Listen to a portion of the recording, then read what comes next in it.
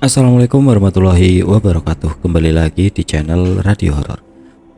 Untuk kisah kali ini ada sebuah cerita yang diambil dari akun Twitternya Bagir Alaidrus. Dan untuk kisah yang akan saya bawakan kali ini, yaitu sebuah kisah yang berjudul Gerbang Pembatas. Sebelum kita masuk ke ceritanya, tekan dulu tombol like video ini dan jangan lupa tekan juga tombol subscribe channel ini dan nyalakan juga lonceng notifikasinya agar tidak ketinggalan cerita-cerita baru dari channel ini.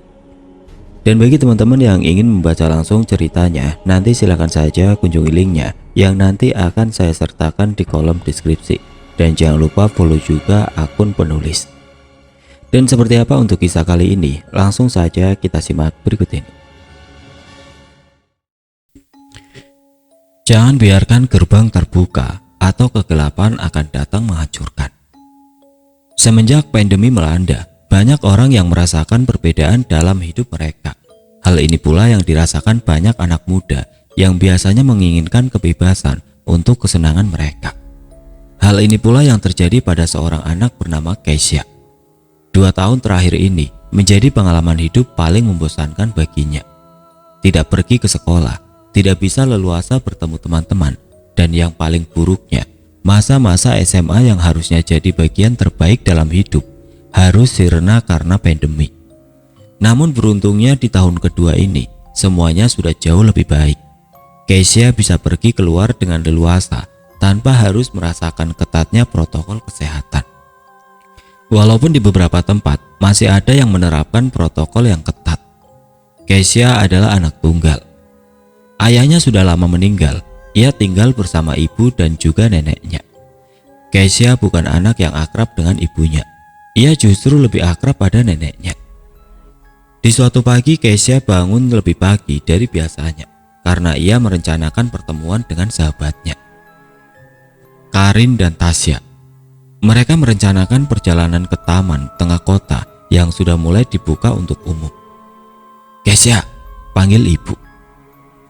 Keisha beranjak ke dapur di mana ada ibu yang sedang menyiapkan sarapan untuknya. Ibu hanya ingin memastikan kalau Keisha sudah bangun karena ia berpesan pada ibunya untuk membangunkannya di pagi hari. "Ibu udah buatin sarapan, kamu makan dulu sebelum pergi," ucap ibu. Keisha beranjak ke kamar mandi untuk membersihkan tubuhnya. Setelahnya Keisha bersiap-siap untuk pergi. Sebelum berangkat, Keisha mengisi perutnya dengan nasi goreng yang ibu buat sebelumnya. Setelah selesai, ia pamit pada ibu dan neneknya dan pergi menggunakan ojek online. Sesampainya di taman kota, kedua temannya sudah sampai lebih dulu. Perasaan senang menyelimuti mereka karena area taman kota pada akhirnya dibuka kembali setelah 2 tahun ditutup karena pandemi. "Ya Tuhan, akhirnya bisa bebas lagi," ucap Karin. "Iya Rin, seneng banget akhirnya pandemi mulai menghilang," ucap Keisha. Tasya hanya terdiam melihat kedua temannya yang asik menikmati suasana di taman. Banyak pedagang yang berjejer di sepanjang area taman. Karena cuaca belum terlalu panas, banyak orang-orang yang berfoto maupun berjalan santai mengelilingi area taman. Puas mengelilingi taman, Keisha, Karin dan Tasya duduk di sebuah kursi sambil memakan jajanan yang mereka beli sebelumnya. Mereka membicarakan banyak hal, namun Tasya terlihat tidak seantusias Keisha dan Karin. Tasya banyak melamun seperti sedang memikirkan sesuatu. "Lu kenapa Tasya? Kok dari tadi diam terus?" tanya Keisha. Tasya menghela nafas sambil menatap ke arah Keisha dan Karin. "Gak apa-apa kok, cuma lagi bete aja," jawab Tasya. Keisha dan Karin tahu kalau Tasya sedang tidak baik-baik saja. Mereka mendesak Tasya untuk menceritakan apa yang mengganggunya. "Tasya, lu kalau ada masalah ngomong dong. Lu gak anggap kita apa?" ucap Karin. Karena desakan teman-temannya, Tasya mulai mengutarakan apa yang sedang ia pikirkan. "Ibu gua bilang kalau gua harus ngejenguk nenek gua di kampungnya," ucap Tasya. "Ya terus apa yang ngebuat lu beban?" tanya Keisha. Tasya menundukkan kepala sambil berkata, "Masalahnya gua harus ke sana sendiri, ibu gak bisa ikut, dan gua belum pernah ke sana sekalipun. Belum lagi ibu bilang perjalanannya jauh banget." Tasya merasa sangat bingung lantaran ibunya menyuruhnya untuk pergi tanpanya. Padahal Tasya hampir tidak mengenal keluarganya di sana. Ia tidak bisa membayangkan apa yang akan terjadi saat di kampung nanti. Pasti sangat canggung dan membosankan. Kesya dan Karin terus memberi semangat untuk Tasya. Namun sepertinya pikiran Tasya sangat semu. Tidak ada kesenangan yang ada di wajahnya. Sebagai sahabat, Kesya dan Karin merasa tidak tega melihat kondisi Tasya yang terlihat sangat tidak siap untuk melakukan perjalanan itu. Emang lu kesananya kapan, Tasya? Terus berapa lama lu di sana? Tanya Kesya. Lusa kayaknya sih 1 mingguan, jawab Tasya dengan wajah yang datar. Kesya berusaha mencari cara untuk membantu Tasya. Terlintaslah ide di kepalanya. Tasya, kalau misalkan gua ikut temenin lu, boleh nggak ya kira-kira? Tanya Kesya. Tasya menegakkan kepala sambil menyuruh Kesya mengulang apa yang dia katakan. Ya gimana kalau gua ikut lu ke kampung lu, biar gua bisa nemenin lu, Tasya, ucap Kesya. Karin merasa itu ide yang bagus dan dia pun ingin ikut dengan Tasya ke kampungnya. Gua setuju, udah lama gak liburan, ucap Karin. Mendengar hal itu, wajah Tasya terlihat lebih bersemangat dari sebelumnya. Namun ia tidak bisa mengiyakan keputusan teman-temannya karena harus bertanya pada ibunya terlebih dahulu dan akan mengabari Kesya dan Karin secepatnya. Kesya dan Karin pun harus membicarakan hal ini pada orang tua mereka. Karena hari mulai siang, mereka memutuskan untuk kembali ke rumah. Sesampainya di rumah, kebetulan sekali ibunya sedang menonton di ruang tamu. Kesya mendekat ke arah ibunya dan mulai membicarakan rencana kepergiannya ke kampung Tasya. Namun sayangnya, ibu tidak mengizinkan Kesya dengan alasan tidak ada yang mengawasinya. Dengan lantang, Kesya terus meyakinkan ibunya. Bu, Kesya udah dewasa, masa iya kemana-mana harus ada yang dampingin, ucap Kesya. Kamu sama teman-teman kamu masih labil pikirannya. Ibu gak akan tenang kalau kamu pergi jauh-jauh, tegas ibu. Mereka terus berdebat. Kesya bersikeras terus meyakinkan ibunya kalau tidak ada yang perlu dikhawatirkan. Perdebatan mereka membuat nenek keluar dari kamar dan menanyakan apa yang membuat mereka berdebat. Kesya dengan raut yang kesal memberitahu neneknya tentang rencana perjalanannya berkunjung ke kampung Tasya. Di situ pula ibu terus menyela pembicaraan yang dilontarkan oleh Kesya. Namun nenek berusaha meluruskan perdebatan mereka. Nenek menyuruh ibu untuk mengizinkan Kesya pergi karena nenek yakin Kesya bukan anak yang ceroboh dan bisa menjaga dirinya. Kamu izinkan anak kamu pergi, hitung-hitung liburan. Udah 2 tahun ini dia gak pernah kemana-mana, ucap nenek. Walau merasa kesal karena nenek tidak membela keputusan ibu, namun pada akhirnya ibu mengizinkan Kesya pergi. Ibu izinin kamu pergi, tapi ingat buat jaga diri dan jangan bertindak macam-macam, ucap ibu. Ibu tenang aja, Kesya janji gak akan ada masalah, ucap Kesya dengan senangnya. Kesya merasa sangat senang lalu meminta maaf pada ibunya karena sikapnya yang kurang baik sebelumnya. Sekarang Kesya hanya perlu menunggu kabar dari Tasya yang sedang meminta izin membawa Kesya dan Karin ke kampungnya. Hingga malam hari belum juga ada kabar dari Tasya. Karena bosan menunggu, Kesya menghubungi Karin untuk menanyakan apakah ia diizinkan untuk ikut ke kampung Tasya. Kabar baiknya, Karin pun diizinkan orang tuanya untuk melakukan perjalanan ke kampung Tasya. Yang berarti mereka sudah tenang dan hanya harus menunggu Tasya mengabarinya. Namun hingga jam menunjukkan pukul 11, belum juga ada kabar dari Tasya. Perlahan harapan Kesya mulai pudar dan sepertinya perjalanan yang ia bayangkan akan menyenangkan tidak akan pernah terjadi. Karena merasa ngantuk, Kesya menutup mata dan mulai tertidur. Di pagi harinya, ada panggilan masuk di HP-nya yang membuatnya terbangun. Kesya menjawab panggilan itu, yang ternyata panggilan itu dari Tasya yang memberitahu kalau Kesya dan Karin bisa ikut bersamanya ke kampung. Kesya sangat senang mendengar kabar itu karena sebelumnya ia mengira kalau rencananya akan gagal. Kesya pun memberitahu ibu dan neneknya kalau ia akan melakukan perjalanan esok hari. Untuk mempersingkat waktu, Kesha mulai mempersiapkan perlengkapan yang akan ia bawa. Beberapa saat kemudian Tasya kembali menelpon Kesha. Kali ini ia menyuruh Kesha dan Karin ke rumahnya karena ada yang ingin disampaikan oleh ibunya Tasya. Tanpa pikir panjang, Kesha bersiap untuk ke rumah Tasya. Sebenarnya apa yang ingin disampaikan ibunya? Kesha berpikir mengapa tidak menyampaikannya lewat telepon saja. Kesha pergi menggunakan ojek online. Sesampainya di depan rumah Tasya, ada Karin yang sedang berdiri di depan gerbang rumah Tasya. Kesha pun menghampirinya. "Rin, lagi ngapain lo? Kok nggak masuk?" tanya Kesha. "Gua nungguin lo ke, gak enak kalau masuk sendiri," jawab Karin. "Ya ampun, kan ada Tasya di rumahnya. Ya udah kita masuk," ucap Kesha sambil berjalan masuk ke rumah. Tasya menyambut mereka dan mempersilahkan untuk masuk. Karin dan Kesha disuruh menunggu ibunya di ruang tamu. Setelah itu Tasya ke dapur untuk membuatkan mereka minuman. Tidak lama kemudian ibunya Tasya muncul dan menyambut Kesha dan Karin.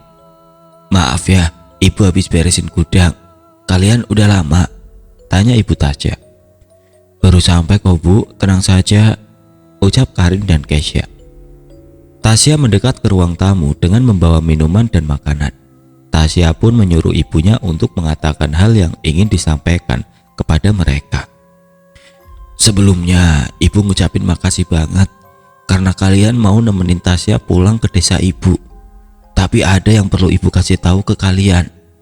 Kebetulan ini pertama kalinya juga Tasya ke sana. Desa ibu, namanya Desa Kalamtaru," ucap ibu Tasya. Kesha, Karin, dan Tasya sempat bingung karena apa yang disampaikan ibu Tasya sebenarnya tidak terlalu penting. Namun entah kenapa raut wajah ibu Tasya sangat tegang dan gelisah saat menjelaskan tentang kampungnya. Di desa ibu itu, orang-orangnya masih pada kuno. Wajar saja letaknya di pedalaman. Orang-orangnya masih memegang teguh tradisi dan kepercayaan yang udah ada secara turun-temurun. Jadi ibu harap semoga kalian terbiasa dengan hal itu, ucap ibu Tasya. "Oh gitu bu, kita sih nggak masalah. Soalnya kita nggak akan macem-macem kok di sana," ucap Kesha. "Iya, ibu percaya. Satu hal lagi, kalian jangan pergi ke sembarang tempat tanpa pengawasan penduduk di kampung itu. Soalnya di wilayah itu masih banyak hewan liar. Pokoknya di sana ada pamannya Tasya. Dia yang akan mengawasi kalian selama di sana," ucap ibu Tasya. Kesha dan Karin merasa sebenarnya apa yang disampaikan ibu Tasya bukanlah hal yang begitu intens. Rasanya tanpa diberitahu pun, mereka sudah paham dengan tempat yang akan mereka kunjungi. "Baik bu, kita paham," ucap mereka. Lama berbincang mengenai kampung yang akan mereka datangi, Karin dan Tasya harus pamit karena mereka harus menyiapkan keperluan yang akan mereka bawa. Tasya mengantar mereka berdua ke depan. Setelah keluar dari rumah Tasya, Karin bertanya pada Tasya tentang sikap ibunya yang terlihat aneh saat menjelaskan tentang kampungnya. Tasya menghela nafas sambil berkata, "Kalau gua ngomong jujur ke kalian, kalian janji ya nggak akan ketakutan," ucap Tasya. "Emang ada apa sih Tasya? Lu malah bikin gua penasaran nih," ucap Kesha. "Dulu ibu gua pernah cerita kalau di kampungnya itu dia nggak pernah ngerasa tenang kalau hari udah mulai gelap," ucap Tasya. "Ya wajar aja lah Tasya, kan kata ibu lu wilayahnya itu terpencil dan ada di pedalaman. Di malam hari pasti banyak hewan buas yang berkeliaran," ucap Karin. "Tapi ibu gua bilang," ucap Tasya dengan suara lirik. "Bilang apa Tasya? Lu jangan setengah-setengah kalau ngomong," ucap Kesha. "Ibu gue bilang ada yang lebih ditakuti daripada hewan buas." Karin dan Kesha terdiam sejenak, namun Kesha berusaha mengalihkan pembicaraan itu. "Udah jangan bahas macem-macem, kita kan mau liburan. Yang kita harus pentingin ya senang-senang," ucap Kesha. Kesya kembali ke rumahnya untuk mempersiapkan semua kebutuhannya. Rencananya, mereka akan pergi di pagi hari. Sempat merasakan keraguan sesaat karena terpengaruh oleh apa yang Tasya ucapkan. Kesya berpikir apakah yang Tasya maksud dengan hal yang lebih menyeramkan dari hewan buas itu tentang hantu. Kesya mulai mengantuk dan menutup matanya. Tepat di pagi hari, Kesya terbangun dengan perasaan penuh semangat. Kesya mulai bersiap-siap. Sebelum berangkat, ia memastikan tidak ada barang yang ia lupakan. Setelah merasa yakin, ia pamit pada ibu dan neneknya. Sebelum berangkat, ibunya terus mengingatkan untuk selalu menjaga dirinya baik-baik. Begitupun neneknya yang mengingatkannya untuk tidak merepotkan di sana. Rencananya mereka akan melakukan perjalanan menggunakan bis. Kesya pun berangkat ke halte di mana mereka berkumpul untuk memulai perjalanan. Sesampainya di halte, seperti biasanya, Kesya selalu datang paling akhir dibanding kedua temannya yang sudah ada di sana sejak 20 menit sebelumnya. Mereka pun naik ke bis dan memulai perjalanan mereka. Perjalanan menggunakan bis memakan waktu sekitar 3 jam. Setelah itu mereka turun dan melanjutkan perjalanan menggunakan angkutan umum. Beberapa jam kemudian, "Tasya, gue boleh tiduran dikit nggak? Masih ngantuk nih," ucap Kesya. "Janganlah Kai, lo nyesel kalau tidur selama perjalanan. Lihat deh pemandangannya," ucap Tasya sambil menunjuk ke arah jendela bis. Kesya yang tadinya kerasa ngantuk menjadi segar karena melihat pemandangan persawahan yang sudah menguning. Beberapa petani juga terlihat sedang menyusuri area sawah. "Tasya, kayaknya gue bakal suka banget di kampung lu kalau tiap hari ngelihat pemandangannya kayak gini," ucap Karin. "Di sini bukan kampung gua, kampungnya masih jauh banget," ucap Tasya. Walaupun mereka tenang karena banyak pemandangan yang sangat indah, ternyata perjalanan yang jauh membuat mereka sedikit bosan di angkutan umum. Hampir 2 jam mereka di angkutan umum itu dan 6 jam secara keseluruhan mereka melakukan perjalanan. Sampai pada akhirnya angkutan umum itu berhenti karena sudah sampai di titik akhir jalurnya. Kesya, Karin dan Tasya turun dari angkutan umum itu. Suasana di tempat itu mulai berbeda. Banyak tebing dan pepohonan yang mengelilingi mereka. Tasya memberitahu Kesya dan Karin kalau perjalanan masih jauh. Dari situ mereka akan dijemput oleh ojek yang sudah disewa ibunya. Dari kejauhan terlihat 3 orang yang mengendarai sepeda motor mendekat ke arah mereka. "Kayaknya ini jemputan kita," ucap Tasya. Ternyata benar saja, mereka adalah orang yang disewa ibu Tasya untuk mengantar mereka ke kampungnya. Mereka menaiki sepeda motor itu dan melanjutkan perjalanan ke desa. Kesya, Karin maupun Tasya tidak pernah mengira kalau lokasinya sangat jauh dan sangat terpencil. Perjalanan menggunakan motor sangat amat tidak nyaman. Jalannya penuh bebatuan dan pemandangan tidak sebagus sebelumnya, karena mereka hanya bisa melihat pohon-pohon besar sepanjang jalan. Sekitar 1,5 jam perjalanan, mereka mulai memasuki wilayah hutan. Kesya, Karin dan Tasya sempat merasa takut karena lokasinya benar-benar di luar dugaan mereka. Namun salah seorang tukang ojek mengatakan kalau mereka akan segera sampai. Beberapa menit kemudian mereka sampai dan turun di depan sebuah gerbang berukuran besar lengkap dengan dinding kayu di sekelilingnya. Gerbang dan dinding kayu itu setinggi sekitar 3 meter. Tidak jauh dari gerbang terlihat ada seorang pria berpakaian hitam sedang mendekat ke arah kami. "Gimana perjalanan kalian? Kenalin, saya Mang Badru," ucap pria itu. Ia menatap ke arah mereka bertiga seperti mencari sesuatu. "Maaf, kalau boleh tahu, Tasya yang mana ya?" tanya Mang Badru. Tasya mendekat sambil mengatakan, "Saya Tasya Mang, ada apa ya?" tanya Tasya. Mang Badru mendekat dan memeluk Tasya. Walaupun rasanya aneh karena Tasya tidak mengenalnya. "Saya paman kamu Tasya. Akhirnya saya bisa melihat keponakan saya yang begitu cantik," ucap Mang Badru. Tidak heran kalau Tasya merasa canggung karena ia hampir tidak mengenal keluarga ibunya sama sekali. Kemudian Mang Badru menyuruh mereka untuk memasuki gerbang. Saat Mang Badru membuka gerbang, barulah terlihat kalau di dalam ada pemukiman di mana banyak rumah dan orang-orang yang sedang beraktivitas. Mereka pun memasuki gerbang, lalu Mang Badru kembali menutup gerbang itu. Dindingnya sangat tinggi sehingga mengisolasi desa yang ada di dalamnya. Sekilas juga Kesya sadar kalau mereka tidak melihat penduduk yang beraktivitas di luar gerbang itu. Mang Badru, maaf Tasya mau tanya, kalau nggak salah saya nggak lihat ada orang di luar beraktivitas di luar gerbang, tanya Kesya. Iya Neng, warga nggak mau ambil resiko, soalnya ini kan wilayah hutan, takutnya ada hewan buas yang nyerang.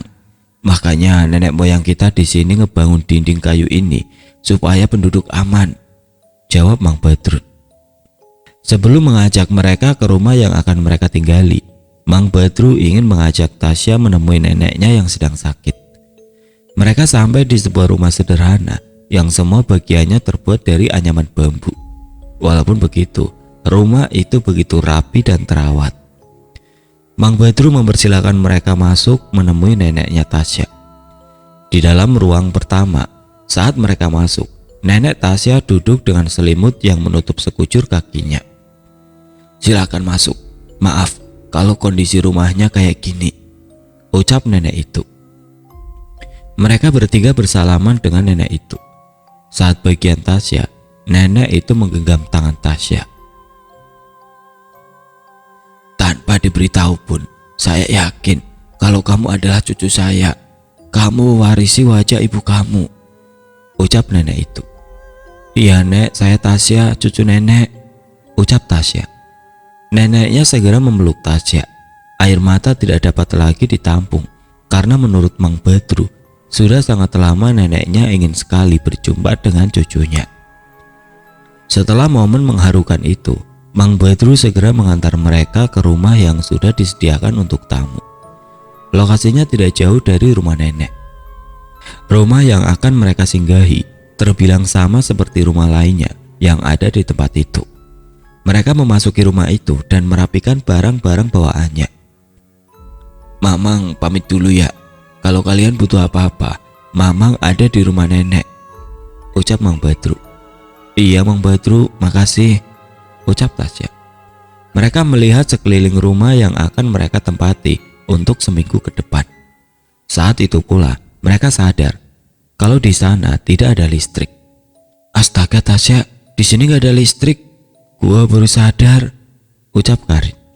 Gua sih sadar ya, namanya wilayah perkampungan, pasti belum banyak yang dialiri listrik, ucap Kesya. Lu kok gak ngasih tahu sih Tasya?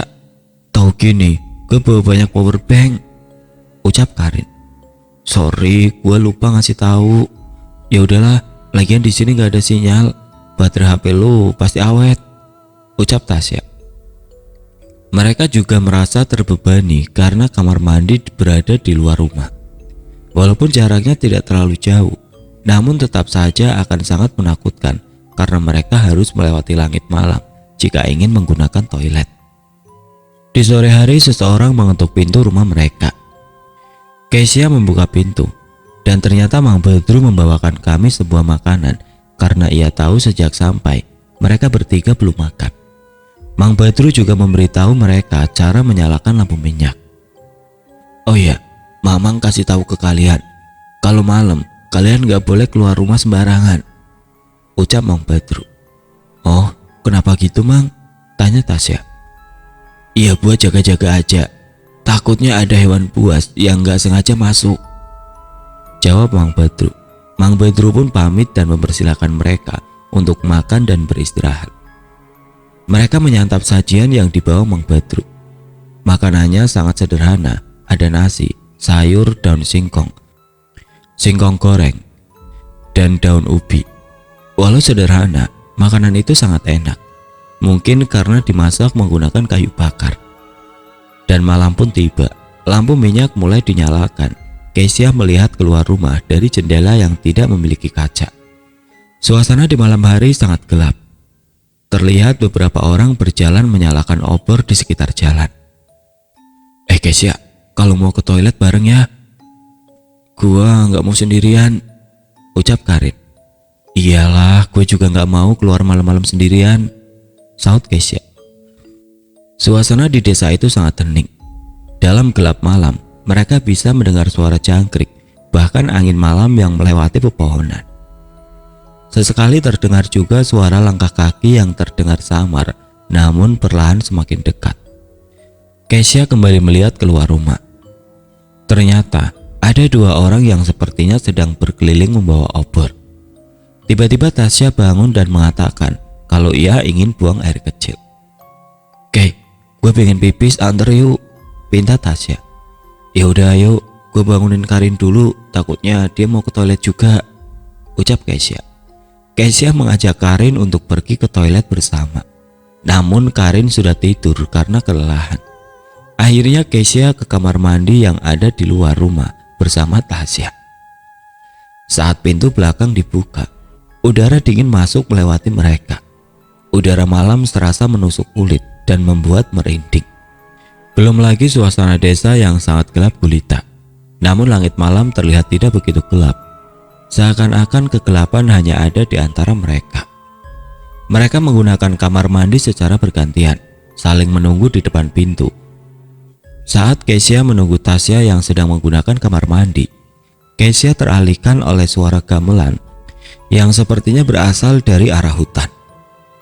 Kesya yakin tidak salah dengar karena suaranya begitu jelas. Tasya, lu denger gak sih? Itu ada suara kayak irama alat musik gitu, tanya Kesya. Tasya keluar dari kamar mandi sambil berkata, mana keh, gak dengar apa-apa, jawab Kesya. Kesya sangat yakin kalau suara itu berasal dari arah hutan, di luar pagar kayu yang mengelilingi desa itu. Namun Kesya merasa bingung karena ia yakin tidak ada pemukiman lain yang dekat dengan desa itu. Mereka kembali ke dalam dan segera pergi tidur. Pagi hari pun tiba. Mereka terbangun karena udara dingin yang masuk dari sela-sela dinding anyaman rumah. Udara di pagi hari lebih dingin dibandingkan udara di malam. Bangun yuk, kita jalan-jalan pagi, ucap Tasya sambil membangunkan Kesya dan Karin. Kesya terbangun lalu membersihkan matanya sambil berkata, ayo, jangan disia-siakan waktu pagi kita. Karin pun terbangun dari tidurnya. Mereka merapikan alas tidur dan segera pergi keluar rumah. Walaupun matahari belum terbit, namun langit sudah terlihat cukup terang. Mereka berjalan menyusuri rumah-rumah di desa itu. Namun sepertinya belum ada yang beraktivitas di luar rumah. Suasananya juga masih sangat sepi. Karena merasa terbatas dengan dinding kayu yang mengelilingi desa, Tasya berencana untuk jalan-jalan di luar desa. Namun Karin dan Kesya tidak setuju karena khawatir ada hewan buas yang masih berkeliaran di area hutan. Jangan Tasya, lu inget kan di wilayah hutan itu banyak hewan buas, lu mau diserang sama mereka, ucap Kesya. Akhirnya Tasya membatalkan rencananya untuk jalan-jalan di area hutan. Namun ia sangat ingin melihat hutan di pagi hari, walaupun hanya sebentar. Karena Kesya dan Karin merasa mungkin tidak berbahaya jika hanya melihat sejenak, mereka pun menuju ke arah gerbang utama. Setelah sampai di gerbang, Tasya dengan cepat mencoba membuka gerbang itu. Namun, suara teriakan terdengar dari jauh, diikuti dengan seseorang yang membawa obor berlari ke arah mereka. Apa yang kalian lakukan? Apa kalian mau membuat kita semua terbunuh? Ujar orang itu. Kesya merasa bingung dengan ucapan pria itu. Bagaimana mungkin mereka bisa berpikir bahwa Kesya dan teman-temannya mau melakukan hal buruk? Maaf pak, kami cuma mau lihat kondisi hutan di pagi hari, itu aja, ucap Tasya. Pagi hari kalian bilang, kalian lagi mimpi. Ini masih tengah malam. Apa yang kalian lakuin bisa membahayakan banyak orang di sini, sentak salah seorang pria itu. Kesya, Karin, dan Tasya terdiam sejenak karena kebingungan dengan ucapan pria itu. Pak, maaf, coba lihat langitnya. Sebentar lagi matahari Belum selesai Kesya bicara, ia melihat ke langit dan melihat bulan purnama bersinar terang. Mereka bertiga hanya bisa terdiam kebingungan karena mereka yakin sebelumnya melihat langit di pagi hari. Mereka saling menatap, tidak bisa berkata-kata. Tapi tadi langitnya terang. Mendengar keributan itu, Mang Badru keluar dari rumahnya dan mendekat ke arah keributan. Ada apa ini? Tanya Mang Badru. Ini Mang, anak-anak ini mau ngebuka gerbang desa kita, ucap salah seorang pria itu. Mang Badru menatap mereka bertiga dan meminta mereka menjelaskan apa yang sebenarnya terjadi. Maaf Mang, kita tadi yakin ngelihat langit udah terang, makanya kita mutusin buat jalan-jalan pagi. Tapi nggak tahu kenapa, ternyata masih tengah malam katanya, ucap Tasya. Iya Mang, kita cuma mau lihat hutan saja, dikiranya udah pagi, ucap Karin. Tanpa berpanjang lebar, Mang Badru membawa mereka bertiga kembali ke rumah. Kezia dan teman-temannya merasa aneh karena mereka sangat yakin melihat langit terang di pagi hari. Namun seolah-olah langit berubah menjadi gelap, lengkap dengan bulan purnama.